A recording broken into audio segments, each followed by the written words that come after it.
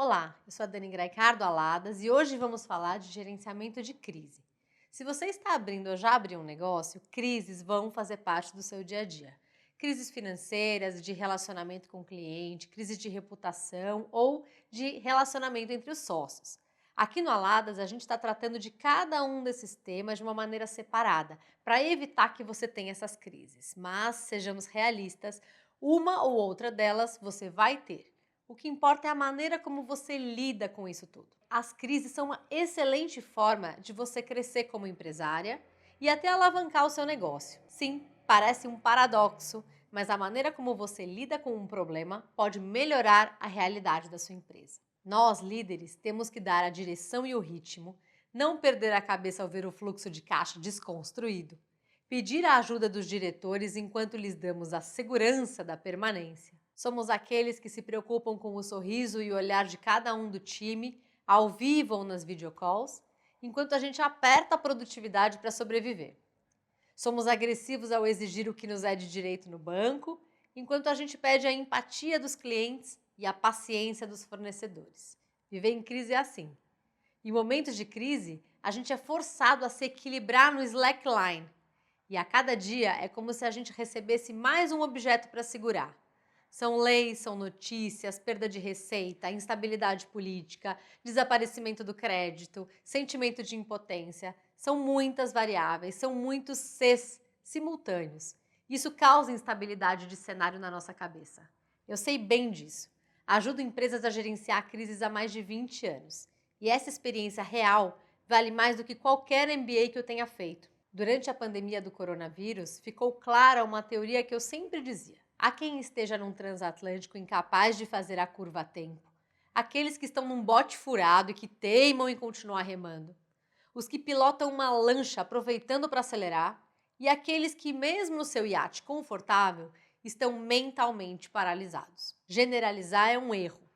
A gente tem que olhar individualmente para cada contexto, para cada perfil, para cada plano, para cada gestora, para cada negócio. Durante a crise que foi se desenhando e crescendo, ficou claro que todos estávamos de máscara, mas as máscaras de muitos líderes simplesmente caiu.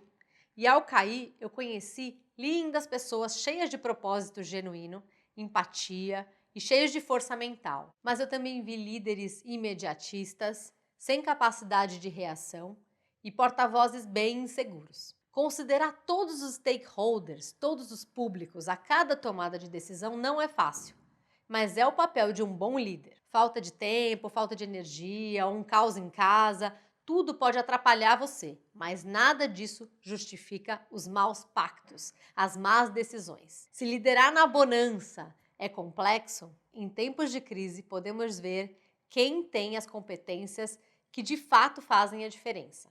Então, quando você estiver no momento de crise, lembre do que os comissários de bordo dizem sobre as máscaras de oxigênio. Coloque em você primeiro. Esteja bem, esteja íntegra, esteja saudável. E depois, sem demorar, ajude os seus familiares, a sua equipe que faz a diferença no dia a dia.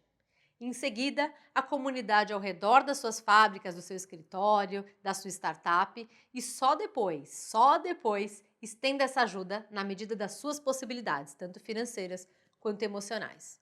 Não pule etapas, porque não vai ser de verdade. E tudo que não é de verdade não se sustenta. Mas como você vai saber se é de verdade? Pense na essência do seu negócio e na consistência das suas ações. Durante o início da pandemia, vimos muitas máscaras caírem. Empresas doando cestas e falando para a imprensa na busca de melhoria da sua reputação. Mas, ao mesmo tempo, elas não pagavam os seus fornecedores e obrigavam essas empresas a demitir os seus funcionários. Isso não se sustenta, é um discurso vazio e o Twitter ou o Instagram vão logo escancarar essas atitudes. Reputação é algo que você demora anos para construir e apenas minutos para destruir. Outra coisa para você pensar é separar o urgente do importante e dosar a sua energia para a resolução desses problemas.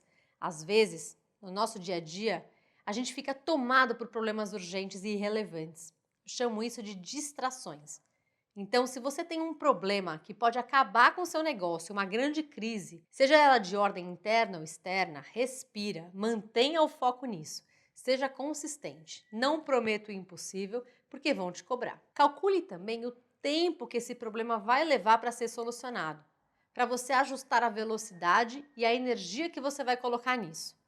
Por exemplo, a pandemia mudou o seu negócio ou mudou o seu setor de atuação inteiro. Isso vai requerer medidas imediatas, como a redução de equipe ou de jornada ou salários, o cancelamento de alguns contratos ou algo desse gênero, dependendo do grau de impacto na sua empresa. Mas há crises como essas que não são de rápido ajuste. Então, não estamos falando de um sprint de 50 metros que você tem que correr, e sim de uma maratona longa. Você tem que ter fôlego para chegar até o final. E nem sempre você sabe onde é esse tal final.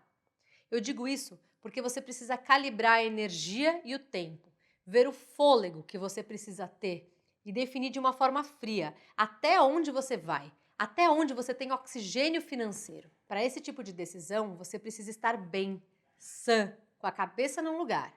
A minha dica feminina é simples. Quando você perceber que tem menos capacidade de prever cenários, lembre que você vai ter sempre muita capacidade de sentir e de intuir como mulher. Para cada crise, existem várias soluções. Respeite a sua intuição para escolher o caminho que vai parecer mais certo para você. Quando o que é certo não estiver tão claro assim, eu te recomendo falar com mentores, como nós do time Aladas, pessoas que já passaram por essa sua ou por diversas outras crises e que podem ter experiência suficiente para ajudar na sua decisão. Mais do que isso, pessoas de fora, sem o calor da emoção que você vive e que vão te ajudar a enxergar a realidade como ela realmente é. Então vamos recapitular um pouquinho do que a gente falou aqui hoje. Crises fazem parte da vida de qualquer empreendedora e você vai ficar cada vez mais experiente em lidar com elas. Você vai criar uma certa casca e vai se afetar menos emocionalmente e ter respostas cada vez mais rápidas. A crise não pode paralisar o seu dia a dia. A vida de uma empreendedora é como se equilibrar no slackline e a cada dia vão te dar mais um objeto para segurar. A crise é a chuva ou a tempestade no seu caminho, mas você precisa continuar andando. Por falar em chuva, lembre que a tempestade não nos afeta da mesma forma. Estamos, cada empresária, em barcos diferentes e você precisa conhecer o seu para saber o quanto de combustível ele tem para seguir. Por pior que esteja o cenário, o líder precisa se manter no comando, zelar pela equipe e não deixar a empresa sair dos eixos. Lembre-se também de respirar e separar o urgente do importante todos os dias. Outra dica: calcule o tempo que a crise vai levar para que você tenha oxigênio financeiro e energia emocional para gerenciá-la. Na dúvida, respeite a sua intuição feminina. E por último, peça ajuda de mentores e mentoras ou empreendedoras mais experientes que você. Você vai se surpreender com a velocidade das soluções que essas pessoas podem te ajudar a encontrar. Enfim, estamos aqui, todas juntas, e lembre disso todos os dias. Obrigada!